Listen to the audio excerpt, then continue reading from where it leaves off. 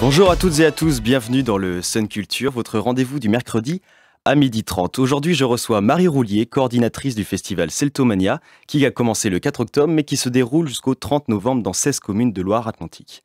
Bonjour Marie. Bonjour Lucas. Celtomania fête ses 30 ans cette année, 30 ans de culture celtique sous toutes ses formes. Alors tout d'abord, j'ai envie de vous poser la question, qu'est-ce que le festival Celtomania ? Alors le festival Celtomania est une association qui existe en effet depuis 30 ans déjà, et qui vise à promouvoir la culture celtique sur tout le département 44. Racontez-nous comment est née l'idée de Celtomania. Alors l'idée est née avec Christophe Lelu, qui a été fondateur et coordinateur de ce festival pendant 29 ans. J'ai pris sa succession il y a un an de ça. Qui a souhaité en fait pouvoir mettre en place un festival autour de cette culture celtique. Et ça a commencé en 89 avec 3 communes qui sont toujours des communes partenaires du festival, puisqu'il s'agit de Nantes, Saint-Herblain et Orvaux. Depuis quelques années, le festival voit les choses en grand puisque vous organisez 25 événements dans 16 communes de Loire-Atlantique. Donc, comment arrivez-vous à organiser tous ces acteurs ? Alors, je reste coordinatrice de l'ensemble du festival. Ce sont chaque commune partenaire qui organise leur propre événement. Donc, elles choisissent leur artiste. On peut intervenir parfois en conseil, mais c'est elles qui restent vraiment sur toute l'organisation de l'événement. Et cette année, vous avez choisi une autre commune partenaire, Le Bignon, juste en dessous de Rezé. Donc, pourquoi avoir choisi cette commune ? Est-ce que c'est pour se rapprocher du cœur du territoire de la Loire-Atlantique ? Alors, en effet, on souhaite développer un peu le festival plus sur le Sud-Loire aussi. Beaucoup de communes partenaires se situent sur Nantes ou Nord-Loire. Le Bignon, pourquoi ? Parce que c'est ma commune, c'est la commune où je vis actuellement. Plus pour longtemps, puisque je vais déménager sur Gétigné bientôt. Okay. Mais quand nous sommes allés avec le président Luc Brossier présenter le festival à Monsieur Aigron, le maire, il a tout de suite été enthousiaste à essayer de mettre en place un événement du festival dans sa commune.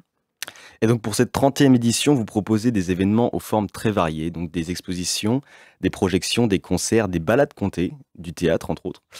Est-ce que vous vouliez montrer l'étendue de la culture celte ? Alors, en effet, la culture celte ne s'arrête pas simplement à la musique, elle existe vraiment sous format très varié, et ça permet de découvrir toute cette diversité. On peut la retrouver en peinture, comme avec Simone Lemoigne, par exemple, actuellement au Centre Yézou Sévénadur à Saint-Herblain. On peut la retrouver sous forme de conférences, comme nous l'avons eu toujours au Centre Yézou Sévénadur un mardi soir avec Produits en Bretagne, la Géothèque et l'intervention de Bernard Riot, qui présentait son livre 1200 lieux de légende en Bretagne, mais également des spectacles pour enfants, du théâtre. On va avoir un Irish Story à Sucé-sur-Erdre, donc le 23 novembre à 20h30. Voilà, c'est vraiment en effet pour promouvoir cette culture sous ses formats très variés.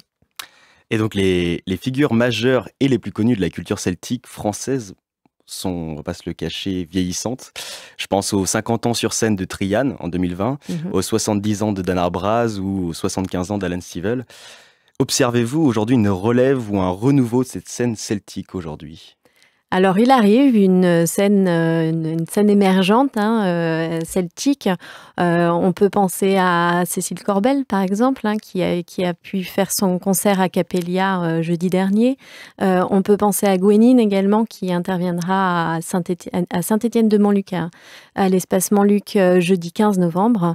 Ce n'est pas un jeudi, pardon, c'est un vendredi à 20h30. Donc oui, il y a une scène émergente qui arrive peu à peu en remplacement, à la suite plutôt, pas en remplacement. Et d'ailleurs, pouvez-vous nous dire quel spectacle vous a le plus marqué des éditions précédentes ? Alors, Des éditions précédentes, ouais, il y en a bon nombre. Il y en a bon nombre. Là, celle qui me vient tout de suite, je pense à Marthe Vassallo qui a pu nous offrir un spectacle déambulé à la Vaux-sur-Loire. Donc c'était le 13 octobre pour cette édition, hein. Mais un très beau spectacle que j'avais déjà pu voir lors des Voix bretonnes au château, hein, en début d'année. Très, très beau spectacle déambulé, à la fois conté, à la fois chanté, et qui mérite encore d'être vu et revu. Et pour l'édition 2019?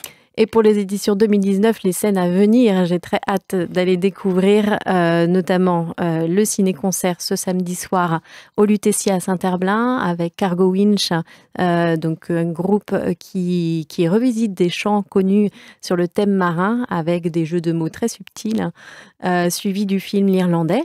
Hein, donc ça, c'est au Lutetia à 20h30 Saint-Herblain. Patrick Ewen ce dimanche à 15h au Centre socioculturel du Bourg. Et puis, on fera également un saut en mois de novembre, hein. Il y a une petite pause ensuite du festival, mais pour aller jusqu'au 30 novembre. On ira ensuite le 9 novembre au Muséum d'Histoire Naturelle avec Simon Le Grand Cachalot. Donc là, c'est vraiment un documentaire à voir en famille.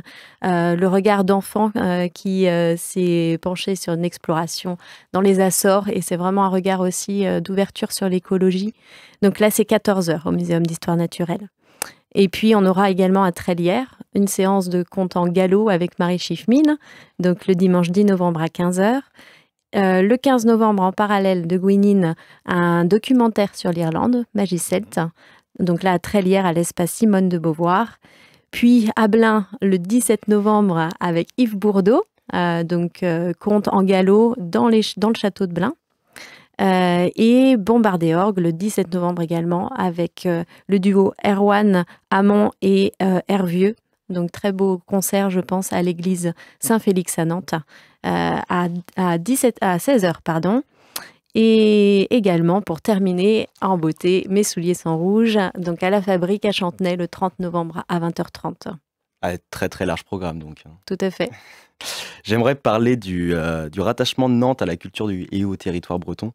C'est un thème qui fait toujours beaucoup réagir et qui agite beaucoup les passions. Est-ce que le festival se positionne par rapport à ça?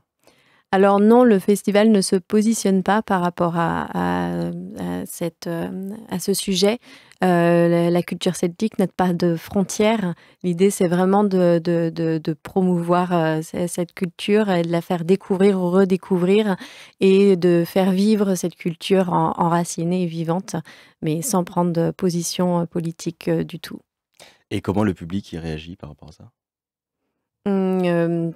Tout public est invité à pouvoir découvrir ces différentes formes. Donc, voilà, j'ai pas de retour par rapport à ce positionnement ou non du festival à ce sujet.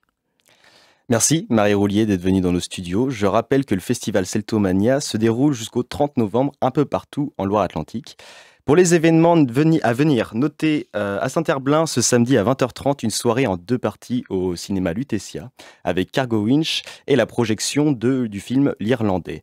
Sinon, retrouvez tout le mois de novembre des concerts, des contes, des théâtres et je vous renvoie sur le site www.celtomania.fr pour toute la programmation détaillée. Pour ma part, je vous donne rendez-vous mercredi prochain à 12h30 en présence d'un nouvel invité culture. Vos prochains rendez-vous sur Sun. À 13h, le journal et à 13h30, une nouvelle histoire. Sun Junior à écouter avec les enfants. D'ailleurs, on va continuer de parler de la Bretagne avec le conte pour enfants Is, la cité engloutie. Belle journée sur Sun.